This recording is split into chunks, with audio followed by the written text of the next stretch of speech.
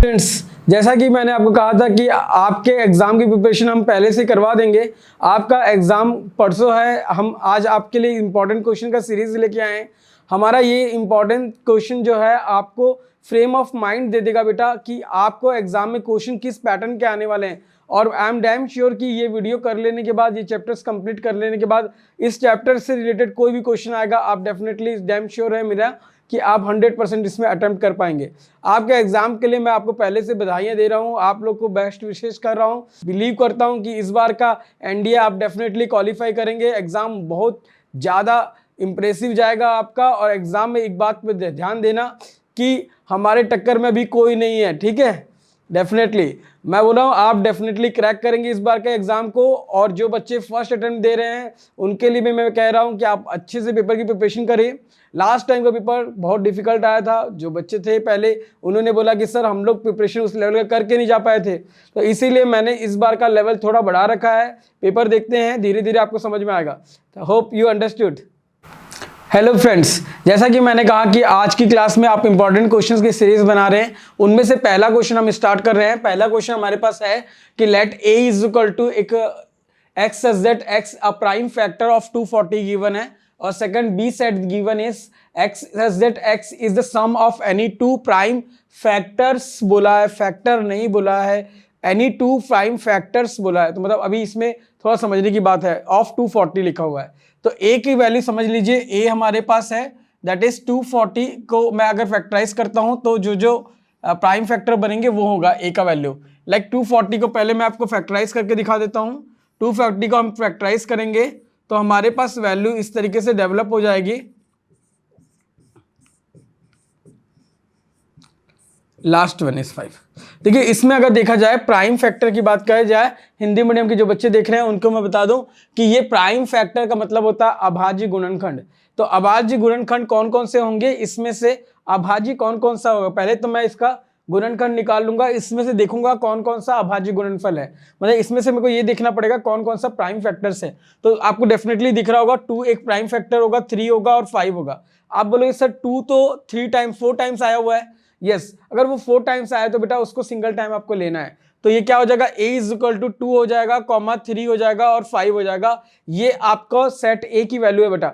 अब मैं बात करता हूं सेट b के बारे में। सेट b थोड़ा सा घुमा के बोला है, ये बोल दिया है कि सम ऑफ 2 प्राइम फैक्टर्स।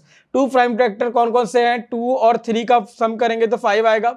लेकिन इसमें स्पेसिफाई नहीं किया कि सिर्फ 2 टर्म लिखना है। तो मतलब 2 और 3 भी हो सकता है, 3 प्लस 5 भी हो सकता है दैट इज 8, और 5 प्लस 2 भी हो सकता है दैट विल बी 7। तो मतलब b जो नया सेट बनेगा बेटा उसकी वैल्यू जो होगी आपके पास 5,8,7 हो जाएगी, या फिर 5,7,8 भी लिख सकते, कोई इश्यू नहीं इसमें। अब क्वेश्चन में जो पूछा है कि क्या इनमें से कौन सा कंडीशन करेक्ट है पूछा हुआ है। तो पहला कंडीशन देख रहे हो कि 5 क्या not belongs to a intersection b है। a और b में इंटरसेक्शन में बिलोंग नहीं करता है क्या 5। पहले आप इंटरसेक्शन निकाल तो लो, उसके बाद तो आप चेक करोगे कि यार ये बिलोंग भी कर रहा है कि नहीं कर रहा है। तो पहला काम क्या करना, a इंटरसेक्शन b निकाल लेना। So what will be the intersection of this two का इंटरसेक्शन होगा 5 ओनली। इसका दोनों का इंटरसेक्शन क्या होगा, 5 होगा।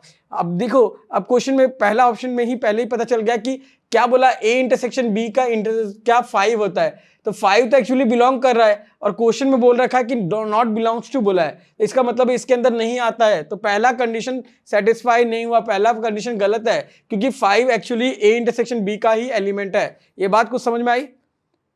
यस। अब हम बात करते हैं कि सेकंड कंडीशन के बारे में सोचेंगे। 7, क्या 7 a इंटरसेक्शन b में आ रहा है, देख लीजिए। यहाँ 7 है आपके पास, डेफिनेटली नहीं है, इसको हटा दीजिए। नेक्स्ट हम बात करते हैं थर्ड ऑप्शन की। थर्ड की बात करता हूं, 8 क्या है, a इंटरसेक्शन b में है क्या। देखिए a इंटरसेक्शन b देखो, क्या 8 इसमें बिलोंग कर रहा है, नहीं करता, बिकॉज इसमें 5 सिर्फ है। तो ये भी कंडीशन गलत हो गई। और लास्ट कंडीशन में पहुंच जाए बच्चे, क्या बोल रहा है, 8 क्या है, बिलोंग कर रहा है a यूनियन b का। यस, a यूनियन b बना तो लो पहले। a यूनियन b कैसे बनेगा, 2 होगा, 3 होगा, 5 होगा, 7 होगा, 8 होगा। अब हमारे पास क्वेश्चन में देख लीजिए, अब हम लोग को ये पता करना है कि अब क्या कॉन्सेप्ट है दोनों का। बोलो कि क्या 8 इसमें बिलोंग कर रहा है, क्या 8 belongs to a union b है, डेफिनेटली है। तो लास्ट कंडीशन आपका करेक्ट आंसर होगा। तो इसका आंसर होगा बेटा, इसका आंसर होगा डी। आई होप पहला क्वेश्चन समझ में आया आपको। Let me move to the next one. So we have a question, हमारे पास बच्चे क्वेश्चन दिया है, ए बी सी दे दिया है, 3 सेट्स दिया है जिसमें एन ऑफ ए की वैल्यू 25, एन ऑफ बी की वैल्यू 20 दी है, एन ऑफ सी की वैल्यू 27 दी है, N of A intersection B की वैल्यू 5 दी है, N of B intersection C की वैल्यू 7 दिया है, N of A intersection C की वैल्यू 5 दिया है। 5 मैंने कुछ भी नहीं, मतलब ए और सी में कुछ भी कॉमन नहीं है, ये अच्छे से ध्यान रखना।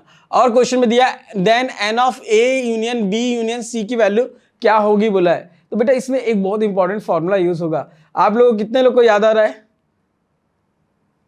जिनको याद आ रहा है प्लीज कमेंट में लिखिए यस। ओके, सो देखिए क्वेश्चन हमारे पास है, हमारा फॉर्मूला होता है N of A union B union C. एक क्वेश्चन में दे दिया, इसका फॉर्मूला हमको पता होना चाहिए। फॉर्मूला होता है N of A plus N of B plus N of C minus N of A intersection B minus N of B intersection C minus N of C intersection A, last one is plus N of A intersection B intersection C. अब बच्चों आपको ये formula याद आया? कितने लोगों का correct answer है ये फॉर्मूला? यस, जितने लोग का करेक्ट है उसने अपने कमेंट सेक्शन में जाके लिखिए yes you are right. Okay, ये फॉर्मूला याद होना बहुत इंपॉर्टेंट है। ये फॉर्मूला सेट्स थ्योरी का फॉर्मूला है बेटा। अब हमारे पास क्वेश्चन में क्या बोला है कि ये अपने पास वैल्यू दे रखा है, हमें ये वैल्यू निकालने बोला है। तो एक कुछ इंफॉर्मेशन हमें पता है। क्या क्या इंफॉर्मेशन पता है कि एन ऑफ ए क्या है, एन ऑफ बी क्या है, एन ऑफ सी क्या है, N of A intersection B क्या है, बी इंटरसेक्शन सी क्या है, सी इंटरसेक्शन ए भी दिया है।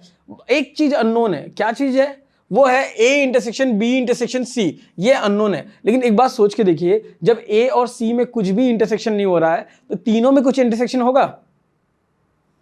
यस नहीं होगा, डेफिनेटली नहीं होगा। तो N of A intersection B intersection C जो होगा उसमें भी नंबर ऑफ एलिमेंट क्या हो जाएंगे? 0 हो जाएंगे। और आपके पास पता है ए इंटरसेक्शन सी जो लिखा है या सी इंटरसेक्शन ए लिखा है वो 5 होगा, तो N of C intersection A जो होगा वो भी आपके पास क्या आ जाएगा? हमारे पास 0 आए। ध्यान रखने वाली बात यह है कि इसको क्या बोलते हैं हम लोग? सी इंटरसेक्शन है ये, और ये नंबर ऑफ एलिमेंट्स की बात करते हैं तो वो 0 बताएगा। 5 क्या बता रहा है? इनमें कोई भी कॉमन एलिमेंट नहीं है। ठीक है, ये बात क्लियर है। अब वैल्यू पुट करें बच्चे, तो वैल्यू पुट करेंगे। एन ऑफ ए की प्लेस में हमारे पास 25 दिया है, एन ऑफ बी की प्लेस में 20 दिया है, एन ऑफ सी के प्लेस में 27 दिया है, -5 है, -7 है, प्लस -0 है, देन +0 लिख देना। चलिए अब इनको ऐड करिए, सब्ट्रैक्ट करिए, दिस बिकम 20 और ये कितना हो जाएगा हमारे पास? देन 20 और ये -+20। लास्ट आंसर आपका 60 आ रहा है। चलिए ऑप्शन में चेक करिए कौन सा है, ऑप्शन ए। चलिए स्टूडेंट्स हम नेक्स्ट क्वेश्चन की तरफ मुड़ते हैं। हमारा क्वेश्चन बोलता है there are 2 finite sets m having m and n elements. मतलब 2 फाइनाइट सेट है जिसमें m और n एलिमेंट दिए हुए हैं। The total number of subset of first set is 56 more than the total number of subset in second. Find the value of m and n। बच्चे जो Hindi medium के हैं उनके लिए मैं बता दूं क्वेश्चन क्या बोल रहा है। 2 फाइनाइट सेट है, 2 परिमित समुच्चय हैं जिनमें m और n आपके अवयवों की संख्या दी गई है। तो बोलता है तो कुल उप समुच्चयों की संख्या, उप समुच्चय बोलते हैं, सबसेट माने उप समुच्चय। कुल उप समुच्चयों की संख्या जो है, जो पहले वाले की कुल उप समुच्चय की संख्या जो है 56 ज्यादा है दूसरे के उप समुच्चय की संख्या के। तो इससे पूछा है तो m और n का क्या मान होगा? तो can we find the values of m and n? Let we discuss. So first of all we must know what is number of subset. हम लोग को ये पता होना चाहिए कि क्या होता है नंबर ऑफ सबसेट। किसी को याद आ रहा है बच्चे? डेफिनेटली नंबर ऑफ सबसेट का जो फॉर्मूला होता है वो होता है 2 to the power m। अगर नंबर ऑफ एलिमेंट m है तो m हो जाएगा, और नंबर ऑफ सबसेट ये क्या है? सेट ऑफ a का है। वैसे ही b का क्या हो जाएगा? Number of subset. डेफिनेटली इसका सबसेट ऑफ b जो होगा वो होगा 2 की पावर n होगा। क्वेश्चन में बोला क्या है? According to the question, question is saying, क्या बोलता है? जो a का नंबर ऑफ सबसेट है ना बच्चे वो 56 ज्यादा है b से। b का नंबर ऑफ सबसेट से कितना ज्यादा है? 56 है। तो क्या हम m और n निकाल सकते हैं? कितने बच्चों को समझ में आया? डेफिनेटली जितने बच्चों को आया होगा प्लीज लाइक बटन दबाइए, ये चीज बहुत इंपॉर्टेंट है और ये क्वेश्चन आपको पेपर में आएगा, आ सकता है डेफिनेटली। तो ये 2 to the power m equal to 2 to the power n plus 56 है। आप कैसे लिखेंगे इसको simplify, 2 to the power m minus 2 to the power n is equal to 56 लिखेंगे। इसके बाद थोड़ा सा तिगड़मबाजी करना पड़ेगा, मैथ्स है तो 2 to the power n common निकालेंगे बच्चे, तो यहाँ क्या हो जाएगा 2 to the power m minus n हो जाएगा, ये -1 बन जाएगा, इक्वल्स टू 56 होगा। आई थिंक समझ में नहीं आया। देखो कुछ नहीं करना, अगर आपको डिवाइड करना नहीं आता है ना तो इस ग्रुप में ना मल्टीप्लाई और डिवाइड कर लेना, मल्टीप्लाई 2 की पावर n का यहाँ से और डिवाइड करना 2 की पावर n का, इससे हमारा रिजल्ट क्या हो जाएगा 56 के बराबर हो जाएगा। अब देखिए ये 56 को थोड़ा कंपेयर करें, 2 टू दी पावर n, ये देखिए बच्चे 2 to the power m minus n है, -1 इक्वल्स टू 56 को आप लिख सकते हो 8 7 जा 56 डेफिनेटली। जिन बच्चों से बन गया होगा कमेंट सेक्शन में m और n की वैल्यू लिखेंगे जल्दी से। अब ये देखिए n क्या होगा m क्या होगा, देखिए कंपेयर करेंगे तो पहला टर्म जो दिख रहा है 2 की पावर n किसके बराबर है 8 के, डेफिनेटली 2 की पावर n बिकम्स 2 की पावर 3, तो n की वैल्यू आपके पास 3 आ चुकी है। अब दूसरा कंडीशन बच गया m माइनस n, देखिए कंपेरिजन यहाँ पर एक और बच गया है, क्या कंपेरिजन है देख लें।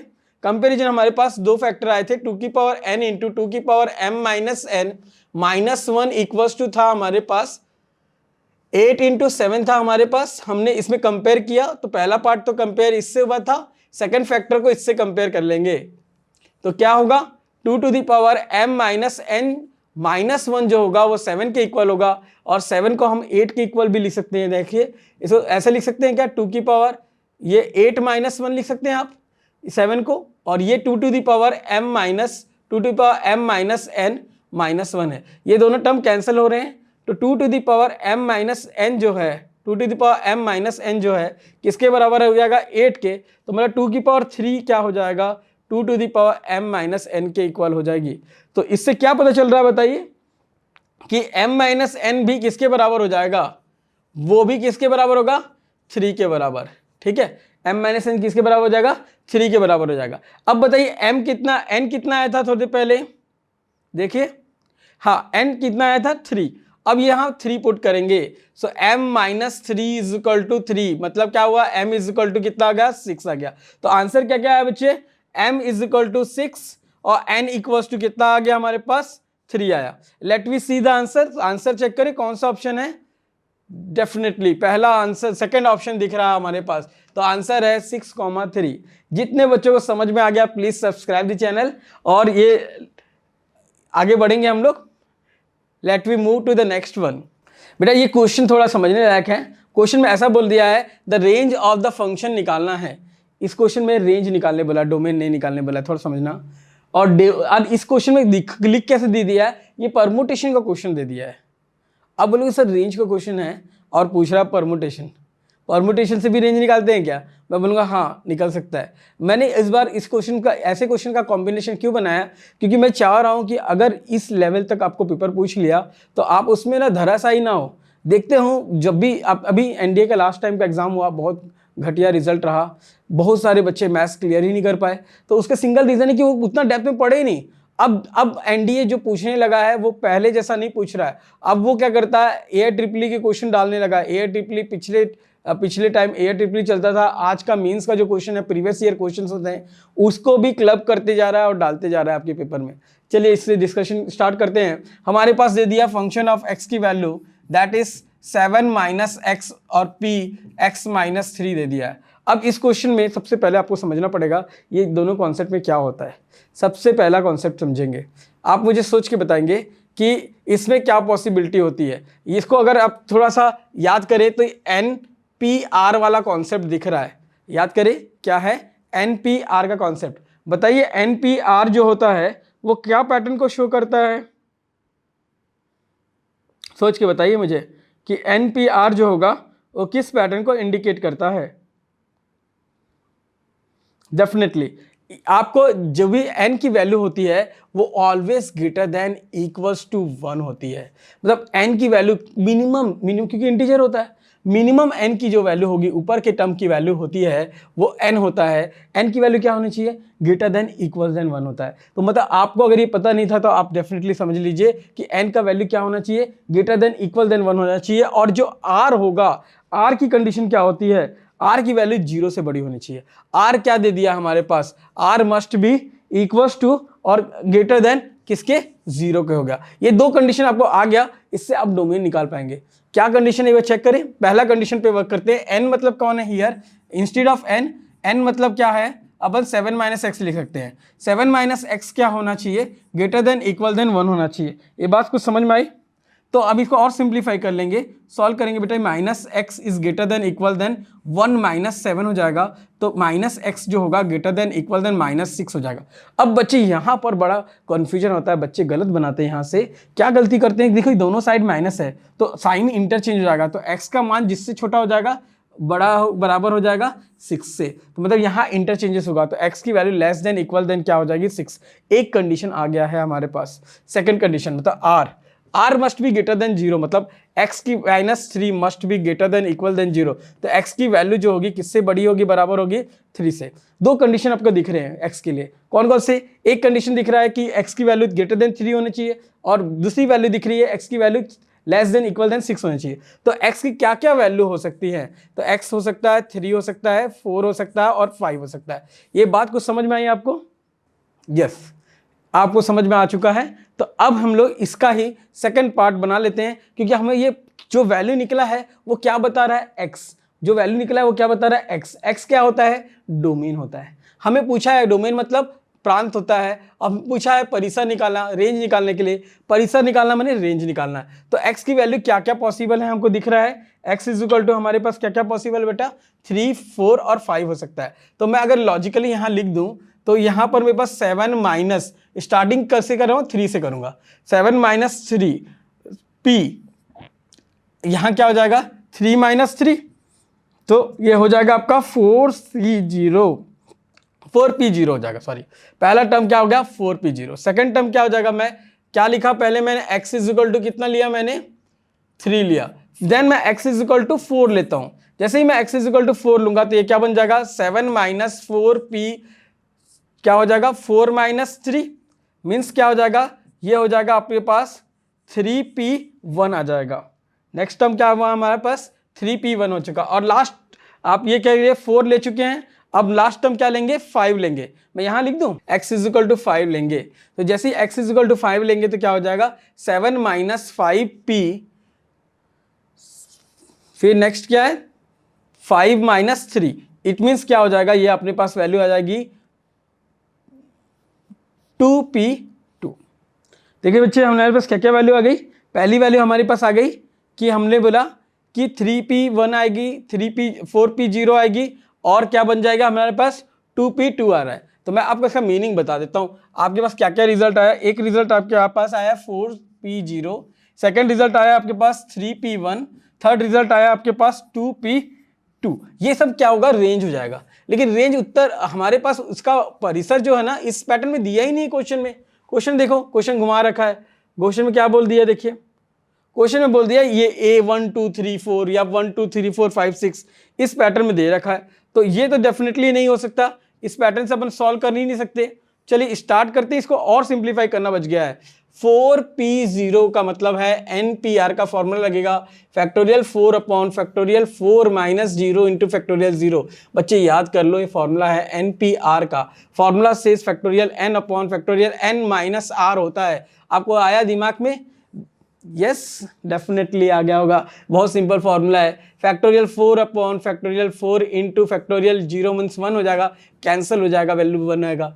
4p0 की वैल्यू 1 आ चुकी है। 3p1 की वैल्यू करते हैं factorial 3 upon factorial 3 minus 1 into factorial 1, it means क्या हो जाएगा फैक्टोरियल 3 अपॉन फैक्टोरियल 2 इंटू 1। ये क्या लिख सकते हैं, 3 बाहर कर लीजिए, सिंप्लीफाई कर लेते हैं, कैंसिल कर लेते हैं, आंसर आएगा 3। और लास्ट टर्म देख लीजिए बच्चे, 2p2 की बात करते हैं तो factorial 2 upon factorial 2 minus 2 into factorial 2 होगा बच्चे। तो factorial 2 upon factorial 0 into factorial 2 मतलब ये होगा 2 अपॉन 1 फैक्टोरियल है ना, फैक्टोरियल 2 अपॉन फैक्टोरियल 2 हो जाएगा, इंटू 1 है, कैंसिल कर लेना बच्चे, इसका आंसर आ जाएगा 1। तो आपको क्या क्लियर हुआ, इसका रेंज क्या आ गया बच्चे, इसका रेंज आ रहा है, देखिए क्या आ रहा है रेंज में, इसके पास अपने पास अवेलेबल है 1, 2 और 3 आ रहा है। एक बार चेक कर लें हमारे रिजल्ट मैच कर रहा है, ऑप्शन में आ रहा है कि नहीं आ रहा है। देखिए हमारे पास ऑप्शन था, इसका आंसर है ऑप्शन नंबर ऑप्शन सी इसका करेक्ट आंसर होगा। आपको समझ में आया होगा। मैं फिर से बता दूं क्या किए, पहले हम लोग कंडीशन समझे, बहुत कॉम्प्लिकेटिव क्वेश्चन है बच्चे। ये दिया f of x is equal to 7 minus x p x minus 3 है, तो हमने को देखना है कि n, ये ऊपर वाला n होता है, नीचे वाला r होता है, तो n की कंडीशन हमें क्या होती है पता होना चाहिए। n की कंडीशन होती है कि n हमेशा बड़ा होता है, बराबर होता है 1 से, और नेक्स्ट होता है r जो बेस है इसका, वो क्या होता है मिनिमम वो 0 से बड़ा ही होना चाहिए, it must be greater than equal than 0। मैंने दोनों कंडीशन ले लिया, पहले कंडीशन के प्लेस में मैं 7 माइनस एक्स लिखा न्यूमरेटर में ऊपर वाले पार्ट में, तो 7 माइनस एक्स को मैं ग्रेटर देन इक्वल देन 1 ले लिया है, इससे x का वैल्यू पता चल गया। सेकंड वाले कंडीशन में ये जो r की जगह में मैंने लिख दिया है कि ग्रेटर देन इक्वल देन 0 होगा, तो इससे कंपेरिजन किया तो बच्चे मुझे पता चल गया कि इसकी वैल्यू 3 से बड़ी आएगी, और इस कंडीशन में 6 से छोटी आ रही थी। दोनों के बीच में कंबाइंड सोल्यूशन लिखा गया कि ये 3 भी हो सकता है, 4 भी हो सकता है, 5 भी हो सकता है। ये आने के बाद बच्चे आंसर अब स्टार्ट हो रहा है, बिकॉज हमारे पास क्या दिया है, क्वेश्चन में पैटर्न अलग दिया हुआ है। क्वेश्चन में पैटर्न दिया है 7 minus x P x minus 3 बोला है, तो x की जगह में आप 7 माइनस 3 लिखेंगे, p लिखेंगे, 3 माइनस 3 लिख देंगे, 4p 0 हो जाएगा। फिर आप एक बार 4 लेंगे बच्चे, तो 7 माइनस 4p 4 माइनस 3 करेंगे तो 3p1 आ जाएगा बच्चे। फिर लास्ट कंडीशन बच गई थी, उसे भी मैंने सॉल्व कर दिया, 2p2 आया था। यहाँ पर देखिएगा कि मैं x is equal to 5 put किया जब मैं, तब मेरे पास वैल्यू आई 7 माइनस 5p 5 माइनस 3 मतलब 2p2 आ गया। अब इसमें परमुटेशन कैसे सॉल्व करते हैं मैंने ये भी बता दिया है बच्चे, ये आपको आता होगा डेफिनेटली। तो सभी परमुटेशन वैल्यू निकालने के बाद जो आंसर आया है वो है रेंज। वो क्या है, रेंज, ये है परिसर। I hope you enjoyed this question. थोड़ा कॉम्प्लिकेटिव है लेकिन डेफिनेटली अब जा रहे हैं हम एनडीए के लिए, तो आईटीआई वाले क्वेश्चन तो नहीं बनाएंगे डेफिनेटली। चलिए आगे बढ़ते हैं बच्चे। अब हमारे पास नेक्स्ट क्वेश्चन आ रखा है। इस क्वेश्चन को समझने के लिए आपको थोड़ा सा दिमाग और थोड़ा सा नॉलेज दोनों के दोनों एक साथ रिक्वायर्ड है। चलिए हम इस क्वेश्चन को समझने की कोशिश करते हैं।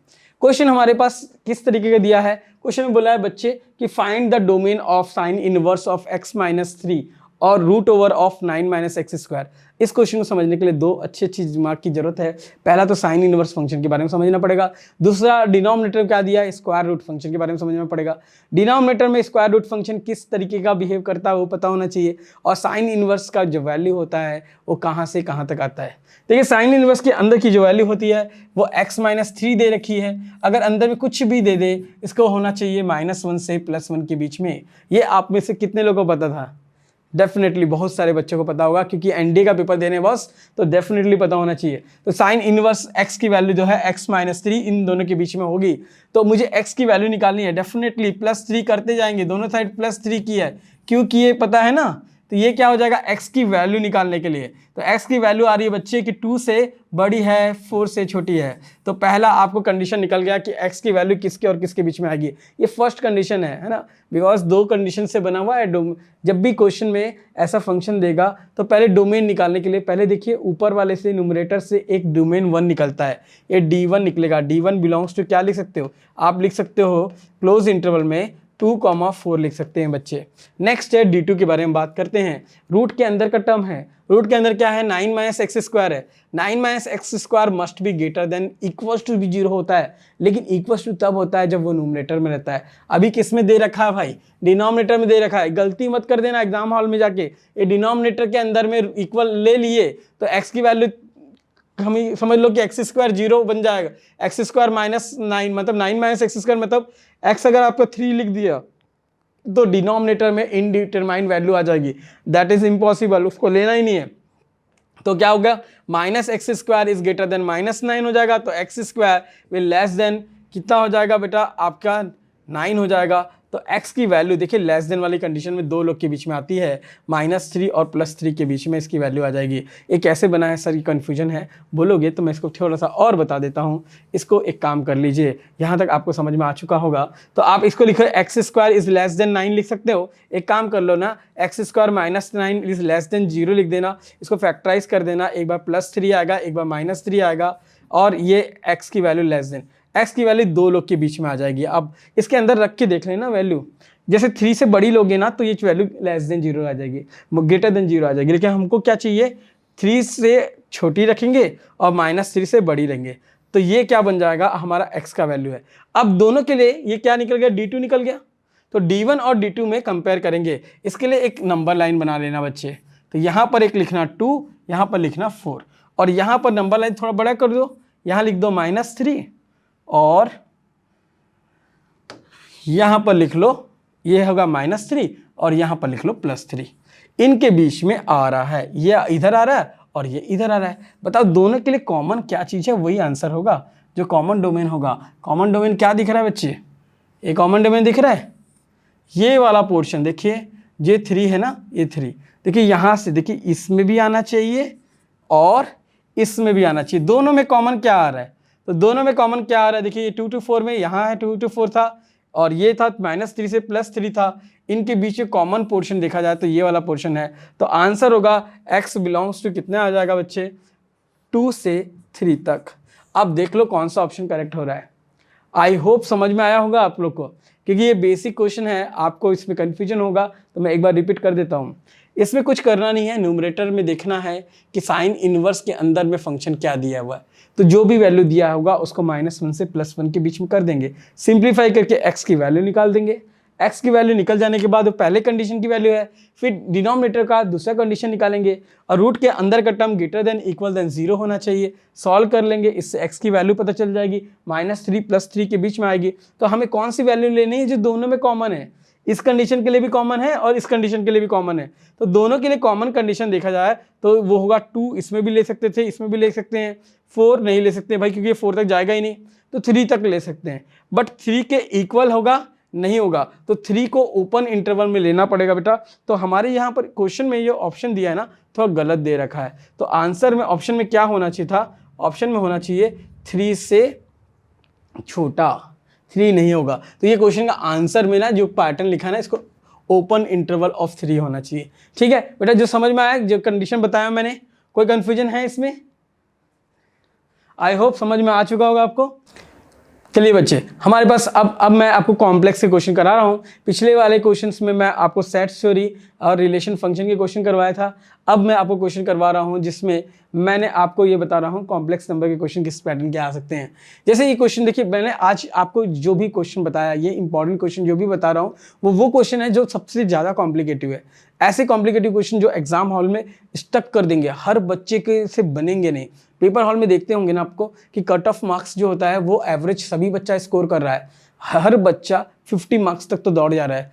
देखो 50 क्वेश्चन करेक्ट बना रहा है 120 में से 50 तक वो मूव कर रहा है। बाकी उसके बाद का जो गेम है मतलब 75-80 तक जो पहुंचने का जो गेम है, उसमें जो 30 क्वेश्चन जो फंसाते हैं, वो 30 क्वेश्चन का मैं डिस्कशन कर रहा हूं आपके साथ कि जो डिफिकल्ट क्वेश्चन है, जो ऐसे क्वेश्चन जिसको कोई बच्चा बनाते समय वहाँ स्टक हो जाएगा, वैसे क्वेश्चन के बारे में हम डिस्कशन कर रहे हैं। तो लेट वी स्टार्ट। इस क्वेश्चन पर हम लोग डिस्कशन कर लेते हैं बच्चे। हमारे पास क्वेश्चन क्या दिया हुआ है, यदि दिया हुआ है हमारे पास क्वेश्चन इस प्रकार का है कि यदि x की वैल्यू दे दिया है 2 + 5i दे रखा है और बोल दिया है कि इसकी वैल्यू, इतनी बड़ी वैल्यू लिखी है, इसकी वैल्यू क्या होगी।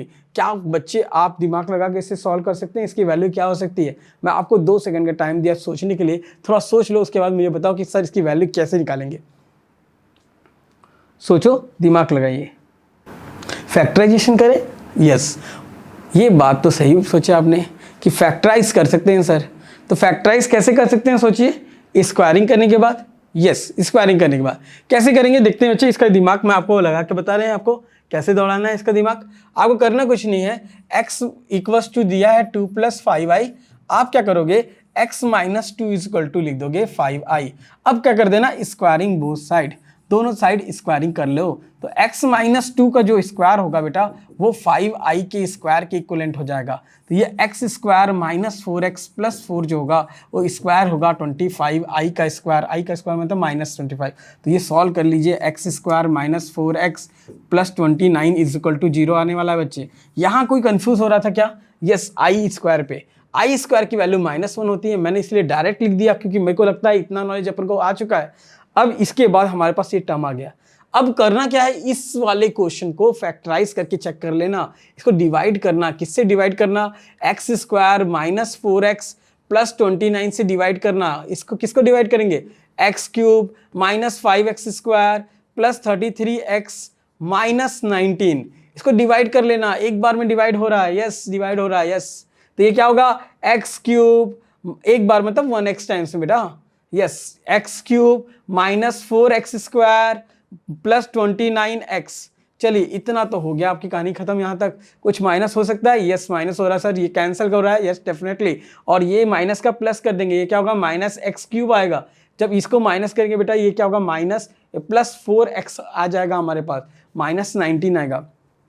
अच्छा, ये तो हमारे पास इतना टर्म आ चुका है। यहाँ तक आप लोग क्लियर हो चुके हैं। एक काम करिए, अब डिवाइड कर लिए हैं, -1 टाइम्स मल्टी कर लीजिए। -1 टाइम करेंगे तो माइनस ये क्या हो जाएगा? ये एक्स स्क्वायर है बेटा, सॉरी मैंने गलत लिख दिया, यहाँ एक्स स्क्वायर है। तो ये मैंने 1 टाइम्स करूँगा तो ये क्या होगा? ये माइनस एक्स स्क्वायर हो जाएगा। ये क्या बन जाएगा? प्लस 4x हो जाएगा। ये हो जाएगा माइनस 29। तो ये आप ऐसे लिखेंगे तो ये क्या होगा? प्लस, ये माइनस, ये प्लस, ये कैंसिल हुआ, इसका रिमाइंडर क्या आ गया? 10 आ गया। आप फैक्टराइज कर दीजिए। आपका इसका आंसर पूछा है क्वेश्चन में, जो क्वेश्चन पूछा है उसको सॉल्व कर लें, आंसर आ गया है हमारा। देखिए कैसे आएगा? X cube minus 5x square plus 33x minus 29। इसको कैसे लिख सकते हैं? इसको लिख सकते हैं हम लोग 2 फैक्टर में। कैसे? x माइनस 1 इंटू करके x square minus 4x plus 29 लिख सकते हैं, और प्लस में कितना लिखेंगे? रिमाइंडर 10। तो आंसर क्या, इसकी जगह में क्या लिख दोगे? बिकॉज ये इसकी वैल्यू ही 0 थी, तो 0 इंटू एक्स माइनस 1, ये 0 हो रखा है, प्लस 10 लिख देंगे। तो आंसर इज 10। कहीं देखिए आंसर दिख रहा है, तो आंसर इज 10। बच्चे समझ पाए क्वेश्चन को? इसमें मैंने क्या कर दिया है, थोड़ा कंफ्यूज कोई बच्चा हुआ होगा तो मैं उसको बता दूं कि इसमें कंफ्यूजन की कोई बात ही नहीं है। जैसे मैं किसी 7 को डिवाइड किया हूँ 3 से, तो मेरा लॉजिकल ब्रेन क्या बोलेगा? इसको क्या करना चाहिए? 3 2 6 लिखूंगा तो ये रिमाइंडर 1 बचेगा। तो मैं 7 को ऐसा लिख सकता हूँ ना कि 3 2 6 प्लस 1 लिखूंगा तो वो 7 होगा। अब बोलोगे सर ये वाला क्वेश्चन, हाँ यही यूज़ किया हूँ मैं यहाँ पर। देख लीजिए आप एक बार, मैंने क्या किया? डिवाइड किया है तो जो आया है टर्म इसका मल्टीप्लाई इससे कर दिया है, और जो रिमाइंडर है उसको ऐड कर दिया है। तो रिमाइंडर जैसे ही ऐड किया तो बच्चे ये पूरा कंप्लीट वैल्यू के बराबर आ गया है। कंप्लीट वैल्यू मतलब ये देख लीजिए, डिवीजन के बाद का कॉन्सेप्ट, आपकी डिवीजन का कॉन्सेप्ट आपको क्लियर है? आपको आई थिंक क्लियर हो गया होगा। ये डिवीजन पैटर्न को मैंने फॉलो कर लिया है, तो आप लोग इस क्वेश्चन को समझ चुके होंगे। चलिए हम नेक्स्ट क्वेश्चन की तरफ मूव करते हैं। पिछला क्वेश्चन थोड़ा सा कॉम्प्लिकेटिव हुआ होगा, लेकिन पेपर में ऐसे ही क्वेश्चन आएंगे इस बार। आप पेपर के लिए इतना ही तैयार करके रखेंगे अपने आप को कि सर मैं पूरा तैयार हूँ। मतलब देखिए, तैयारी का ये मतलब है जो चैप्टर हम पढ़ चुके हैं उसके हर लेवल तक के क्वेश्चन बन जाना। और तैयारी का ये मतलब नहीं हर जगह से थोड़ा थोड़ा खा के आ गया हूँ, मैं बोल रहा हूँ मेरा पेट भर गया। देखिए इस टाइप का पेट तो भर जाएगा लेकिन एग्जाम नहीं क्लियर होगा। तो दिमाग में आप ये लोड ले लीजिए कि भाई मैं जो चैप्टर करूँगा उसको सॉलिड करूँगा, क्योंकि हर चैप्टर के अपने पर्टिकुलर मार्क्स हैं। तो हाईएस्ट मार्क्स आने वाले चैप्टर को मैं डील कर रहा हूँ आपके लिए। चलिए स्टूडेंट्स, हम देखते हैं नेक्स्ट क्वेश्चन की तरफ जाते हैं। हमारे पास एक क्वेश्चन दिया है कि if imaginary part of this much is -4, मतलब इसका जो अधिकल्पित मान जो दिया हुआ है वो -4 के बराबर दिया है, तो ये जेड जो लोकस है वो किस प्रकार के कॉम्प्लेक्स नंबर को प्रदर्शित कर देगा, किस टाइप का कॉम्प्लेक्स इक्वेशन को इंडिकेट करेगा? या वो स्ट्रेट लाइन को बताएगा, या पैराबोला को बताएगा, या फिर सर्कल को बताएगा, या फिर इलिप्स को बताएगा, मतलब दीर्घवृत्त को बताएगा, या फिर वृत्त को बताएगा, या फिर पैराबोला मतलब परवलय बताएगा, या फिर सरल रेखा को प्रदर्शित करेगा? इसके बारे में हमको समझना है। तो क्वेश्चन में हमारे पास ऑलरेडी बोला इसका जो इमेजिनरी पार्ट कितना दे दिया है? -4 दे दिया है। तो इस क्वेश्चन को बनाने का टेक्निक ये है बेटा कि पहले जेड को आप कोई कॉम्प्लेक्स नंबर ले लें। तो जेड को हम मान लेते हैं कि z equal to x + iy ले लेते हैं हम लोग। तो ये हमारे पास 2 टाइम्स ऑफ क्या लिख देंगे, x plus i y plus 1 divided by x plus i y into i plus 1 है। इसको सिंप्लीफाई करना पड़ेगा बच्चे, हम सिंप्लीफाई करें इसको तो ये बनेगा 2x plus 2i y plus 1 divided by x i minus i plus i square y plus 1 होगा बच्चे। आप देखिए इसमें 2x प्लस 2i वाई जो होगा वो ऊपर न्यूमरेटर में रह जाएगा और डिनोमिनेटर पार्ट में देखिए आई स्क्वायर की वैल्यू -1 होगी तो ये -1 होती है, इसलिए एक्स आई माइनस वाई बन जाएगा +1 हो जाएगा। तो ये आपके पास ये पर्टिकुलर पार्ट आ चुका है, बट ये पार्ट अभी सिंप्लीफाई नहीं हुआ है, इसको हमको रेशनलाइज करना पड़ेगा बेटा, इसके बाद क्वेश्चन सॉल्व होगा। पहले आप एक बार रिपीट चेक कर लें क्या है कॉन्सेप्ट। हमारे पास जो भी पार्ट देगा ऐसे कॉम्प्लेक्स पैटर्न में दिया रहेगा तो हमें पता नहीं रहेगा कि ये कॉम्प्लेक्स को कैसे सॉल्व करें। इसे सॉल्व करने के लिए इसको किसी टर्म के इक्विवेलेंट लेंगे, जैसे z इज इक्वल टू हम ले लेंगे x प्लस आई वाई, और ये z जो x प्लस आई वाई है इस z की प्लेस में हम पुट कर लेंगे, तो 2 times of x plus i y plus 1 divided by i times of x plus i y plus 1 लिखेंगे। सॉल्व करेंगे बच्चे, इसको सॉल्व कर लेने के बाद सिंप्लीफाई होगा, और सिंप्लीफाई होने के बाद हमारे पास एक टर्म आ जाएगा जिस टर्म तक मैंने आपको यहाँ पर पहुँचा दिया है। तो ये टर्म हमारे पास आ चुका है, हमारे टर्म इस पैटर्न में आ चुका है।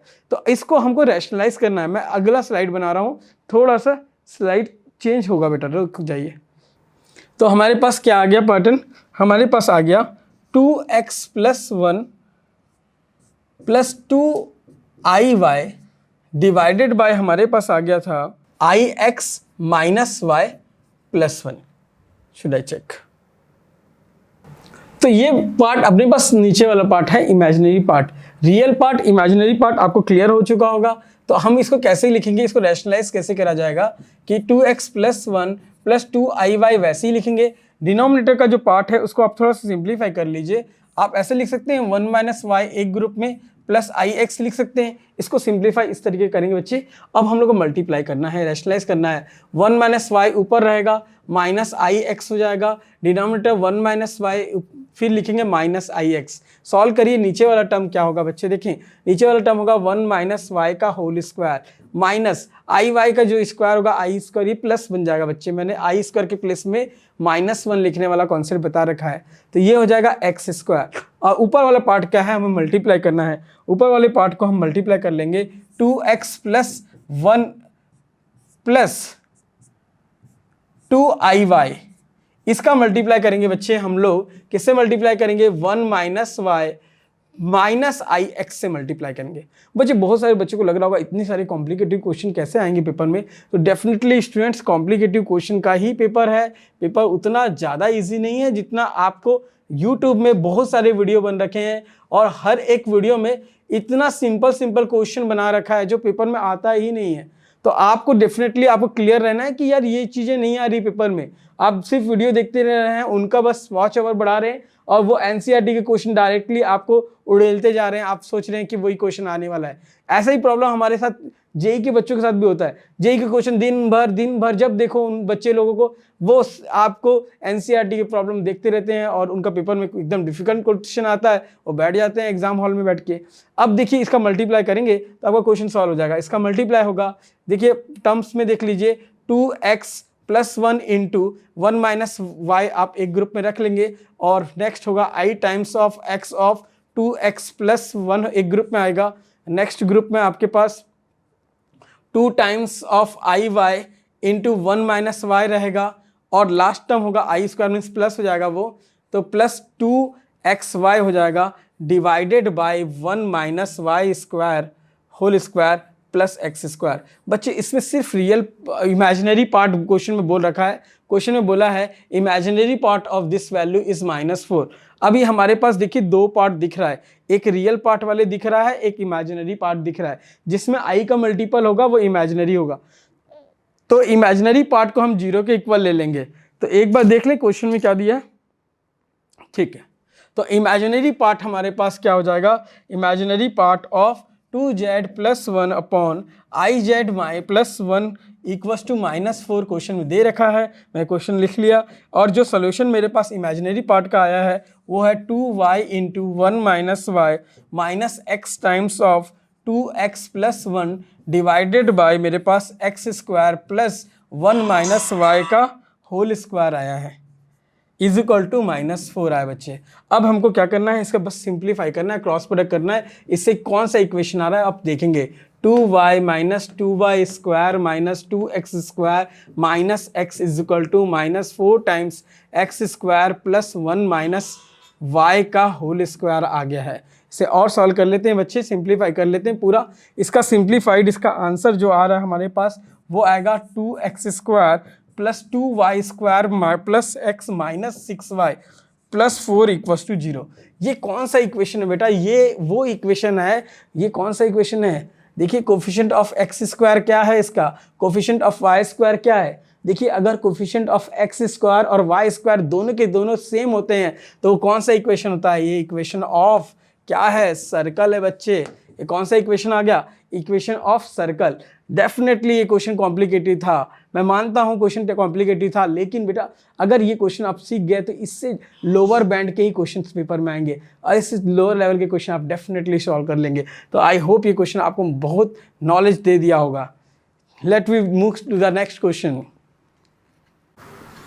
चलिए स्टूडेंट्स, हमारे पास क्वेश्चन 9 हमारे पास अवेलेबल है। इस क्वेश्चन में बोलता है find the area of the triangle whose vertices are in the point represent the complex number z iz और z प्लस iz के पैटर्न में दे रखा है। देखिए एक तो पहली बात है कॉम्प्लेक्स पैटर्न में एरिया निकालने का कॉन्सेप्ट है। इसका कॉन्सेप्ट बहुत सारे बच्चों को पता नहीं रहता है, मैं इसको पहले बता दूं आपको ईजी लगेगा।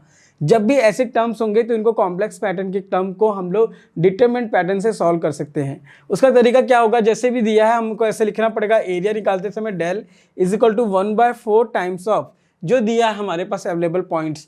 एक पॉइंट जेड दिया है तो जेड लेना, उसका फिर उसके बाद में कॉन्जुगेट लिखना और फिर 1 ले लेना, ऐसा लिख लोगे आप। 1/4 करना है, 1/2 नहीं करना है। एरिया वाला पैटर्न 1/2 वाला मत लगाना, क्योंकि हम लोग साथ में कॉन्जुगेट करने का कॉन्सेप्ट कर रहे हैं, इसीलिए ये क्वेश्चन में फॉर्मूला में इसका 1/4 टाइम्स होगा। यहाँ हुआ जेड बार 1 आ गया। नेक्स्ट है देखिए आई जेड है अपने पास, इसका कॉन्जुगेट लेंगे तो आई का कॉन्जुगेट -i हो जाएगा और जेड हो जाएगा यहाँ पर जेड बार, और ये 1 वैसे ही रहेगा। नेक्स्ट टर्म हमारे पास जेड प्लस आई जेड है तो ये z plus i z as it is लिख दो। अब जब कॉन्जुगेट लेंगे तो क्या होगा, z bar -i Z bar हो जाएगा और 1 हो जाएगा। बच्चे यहाँ तक आपको समझ में आ चुका होगा, ये एरिया का पैटर्न आ गया। अब इस एरिया को सॉल्व करने के लिए हम लोग जानते हैं अगर डिटरमिनेंट है क्वेश्चन, अगर 1 दिया है तो बहुत इजी है क्वेश्चन, बिकॉज ये दोनों को 0 कर सकते हैं। R2 टेंस टू हम लोग R2 माइनस R1 लिख सकते हैं, तो ये एक सॉल्यूशन देगा। वैसे ही R3 टेंस टू हमारे पास क्या हो जाएगा, R3 माइनस R1 कर लेंगे। ठीक है, इसका क्या सॉल्यूशन होगा यहाँ पर डील कर लें, थोड़ा सा यहीं पर देख लेते हैं, थोड़ा लिखने में इजी हो जाएगा मेरे लिए। 1/4 टाइम्स लिखूंगा यहाँ पर, ये जेड बार यहाँ 1 लिख देता हूँ मैं। अब देखिए इसको पार्ट करेंगे तो -i में से जेड माइनस होगा, -i में से बार में से -z बार माइनस होगा और उसके बाद वाला टर्म 0 आएगा। लास्ट वाला देख लेते हैं, जब इसको इससे माइनस करूँगा तो ये आएगा i और इस टर्म को इससे माइनस करूँगा तो ये क्या बन जाएगा, मेरे पास आएगा -i बचेगा और फिर से लास्ट वाला टर्म 0। तो मैं ये वाला टर्म को मैं अपने तरफ नोट कर लेता हूँ कि ये टर्म आने वाला है। चलिए कौन सा टर्म आ रहा है, जेड बार 1 आ रहा है, i जेड माइनस जेड बार आ रहा है और फिर क्या आ रहा है हमारे पास i जेड और 0।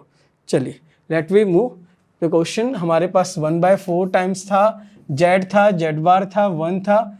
नेक्स्ट टर्म क्या आया था हमारे पास, इसमें हमारे पास आ चुका था आई जेड माइनस क्या था, जेड था हमारे पास -i Z bar minus Z bar था और फिर 0 था। नेक्स्ट टर्म में हमारे पास क्या था, I Z bar I Z और ये -i जेड बार था और ये वाला टर्म 0 था। चलिए इसको मल्टीप्लाई करेंगे, जब इसको मल्टीप्लाई करोगे 2 टर्म 0 आ चुका है, सिंपल हो चुका है क्वेश्चन। इसमें सिर्फ ये टर्म सॉल्व करना है, 1/4 लिख लेंगे और डिटरमिनेंट सॉल्व होगा ये 1 वाला पैटर्न का। तो मतलब यहाँ आएगा i जेड माइनस जेड और यहाँ पर आएगा -i जेड माइनस जेड बार, फिर ये आएगा i जेड और -i जेड बार हो जाएगा। इसको सिंप्लीफाई कर लेना है, सॉल्व करना है। इसका मल्टीप्लाई इधर करेंगे और इसका मल्टीप्लाई इधर कर लेंगे, क्रॉस प्रोडक्ट करने के बाद सॉल्व होगा। इसमें एक खास चीज़ याद रखना, z इंटू जेड बार होता है, इसको मॉड z का स्क्वायर लिखा जाता है। इसे सॉल्व करने के बाद इसका जो आंसर आएगा वो आएगा 2 टाइम्स ऑफ मॉड z का स्क्वायर आने वाला है। सॉल्व कर लेंगे, इसका क्रॉस प्रोडक्ट करने के बाद का स्टेज है बेटा, ये सॉल्व करने का कैंसिल हो जाएगा, इसका आएगा 1/2 टाइम्स ऑफ मॉड z का स्क्वायर आएगा। बच्चे थोड़ी कैलकुलेशन आप भी पैरेलली करते जाइए, ये हमारा स्लाइड आगे बढ़ते जाएगा। चलिए एक बार देख लें इस क्वेश्चन का आंसर क्या आया है, 1/2 टाइम्स ऑफ z का स्क्वायर आया है। ऑप्शन सी हमारा करेक्ट आंसर है। आई होप तुम लोग समझ में आया होगा। थोड़ी एक छोटी कैलकुलेशन आप साथ में कर लेंगे। बच्चों हमारे पास एक क्वेश्चन अवेलेबल है। इस क्वेश्चन में थोड़ी कॉम्प्लिकेटेड ऐसा दिया हुआ है कि हमारे पास ओमेगा दे दिया है, ओमेगा एक कॉम्प्लेक्स क्यूब रूट दे दिया है, और इसमें दिया है let the roots of this equation क्या होगा, इसमें एक्स की वैल्यू क्या होगी ये समझना है। तो लेट वी स्टार्ट। और क्वेश्चन में ऑलरेडी एक खास चीज़ बता दी गई है कि डिटरमिनेंट इसका पार्ट क्या हुआ है, 0 दिया हुआ है। तो ये कैसे सॉल्व होगा, इसे सॉल्व करने का पैटर्न क्या है पहले आप समझ जाइए। C1 tense to C1 plus C2 plus C3 किया जा सकता है। ऐसा करने से कुछ फ़ायदा होगा। हाँ, एक बार एक स्टेप आपका ईजी हो जा रहा है।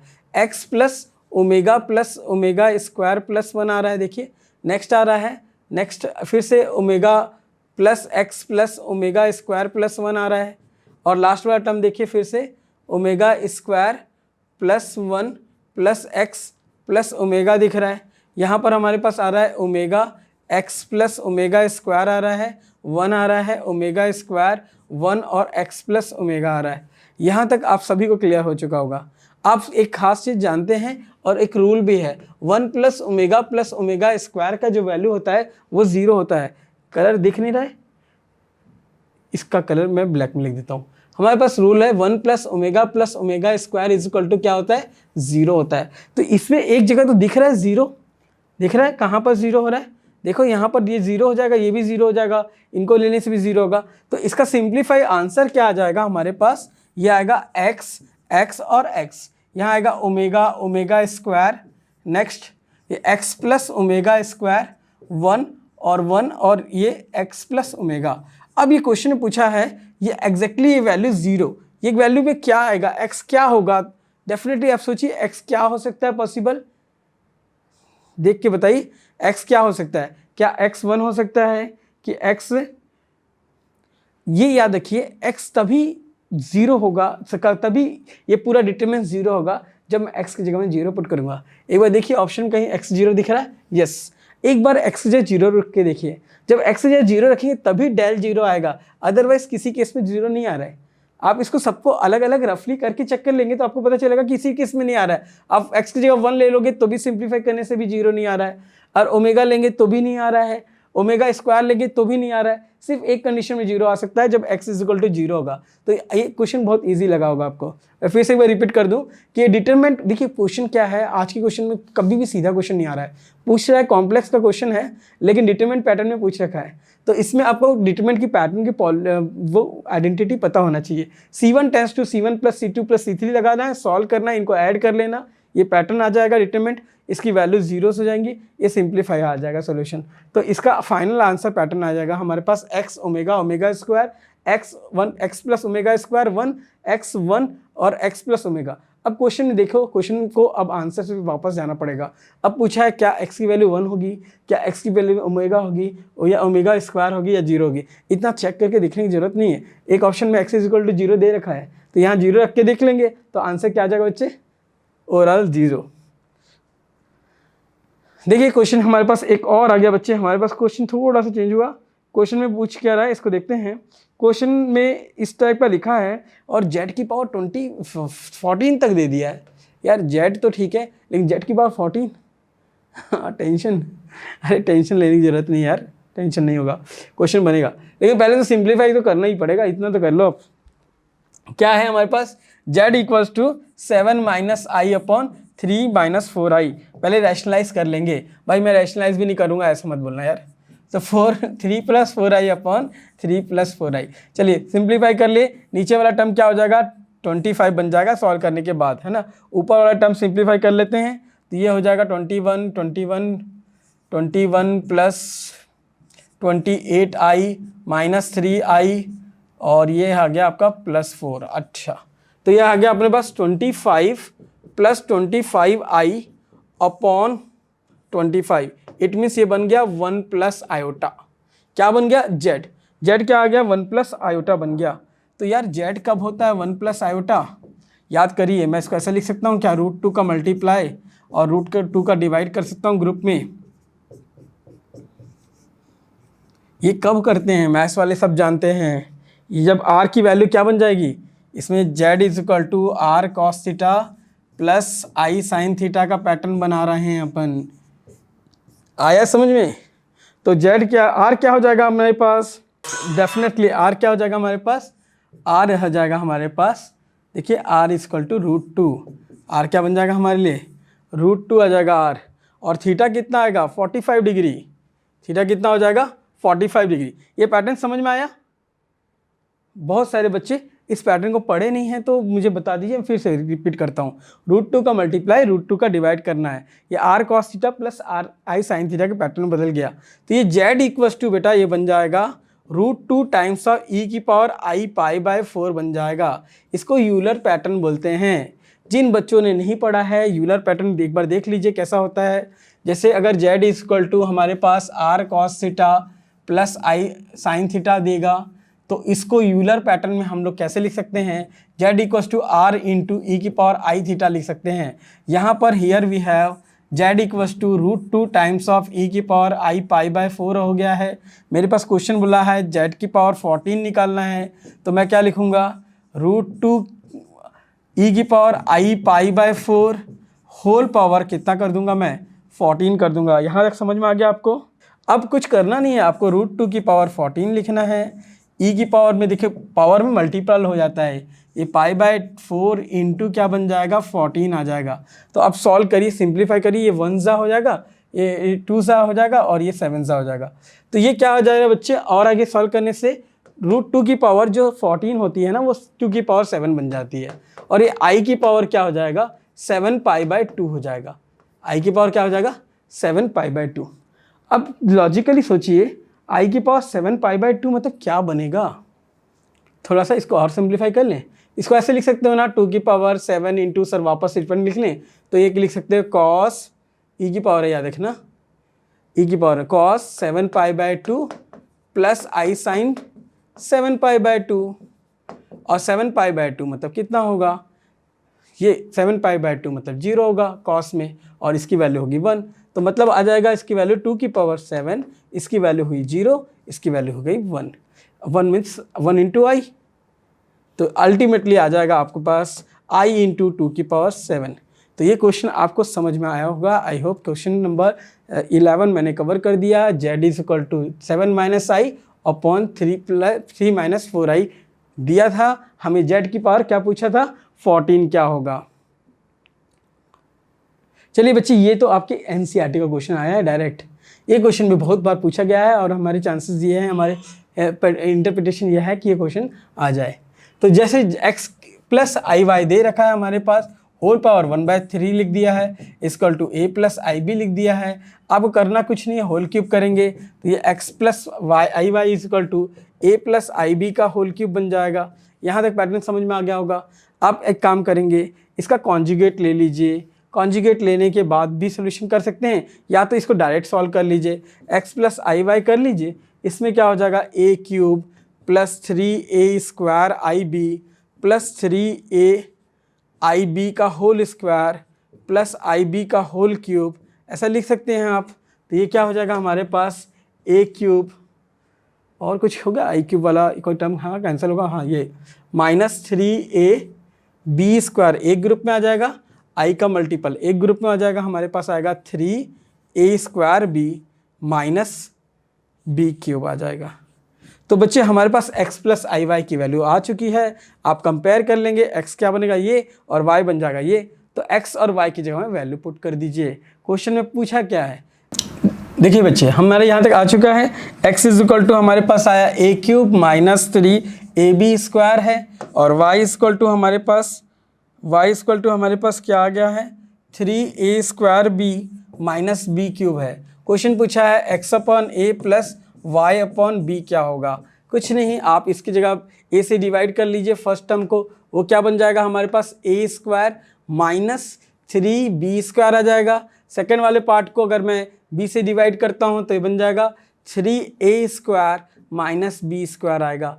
आप इस पार्ट को देख लीजिए, ये कुछ ऐड हो सकता है इसमें, डेफिनेटली होगा, a² वाला इस टर्म से ऐड हो जाएगा, 4a² आ जाएगा माइनस क्या बन जाएगा 4b² बन जाएगा, 4 कॉमन निकल जाएगा हमारे पास, a² माइनस b² आएगा। तो अब देखिए आंसर हमारे पास क्या आएगा, तो हमारा आंसर आएगा, हमारा आंसर है फर्स्ट वन। हमारे पास एक क्वेश्चन हमारे पास आया है, देखिए क्वेश्चन क्या बोल रहा है, the complex number z1 z2 z3 satisfy this condition, और इसमें दे दिया है ट्रायंगल का एरिया किस टाइप का होगा, कौन सी टाइप का ट्रायंगल होगा, क्या जिसका एरिया √3 होगा, या फिर राइट एंगल ट्रायंगल होगा, या इक्विलेटरल ट्रायंगल होगा, समबाहु त्रिभुज होगा, या फिर और अधिक कोण त्रिभुज होगा। इस टाइप का क्या क्वेश्चन, किस पैटर्न का ये सॉल्यूशन होगा, ये क्वेश्चन पूछ रखा है।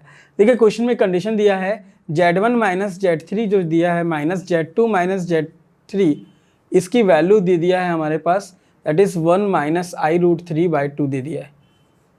ठीक है, तो हम क्या करेंगे इसमें, सबसे पहले क्या करेंगे, इसको सॉल्व करने का पैटर्न है कि इसका मॉडुलस निकाल दे।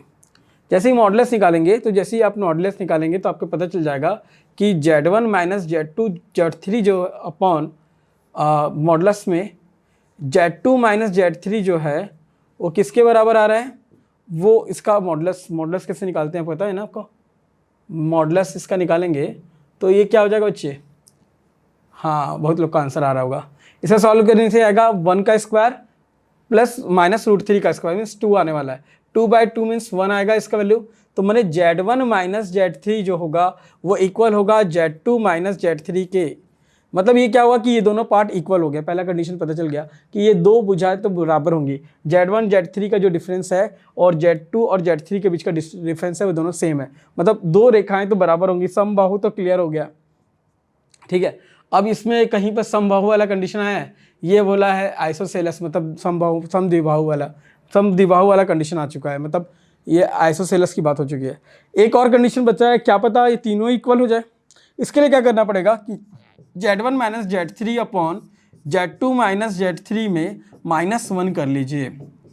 इससे क्या बेनिफिट होगा, जैसे ही आप -1 करेंगे तो इसमें से एक पार्ट एलिमिनेट हो जाएगा, तो ये z1 माइनस क्या बन जाएगा, जैसे इसमें माइनस किया जाएगा तो ये z2 हो जाएगा अपॉन z2 माइनस z3 हो जाएगा।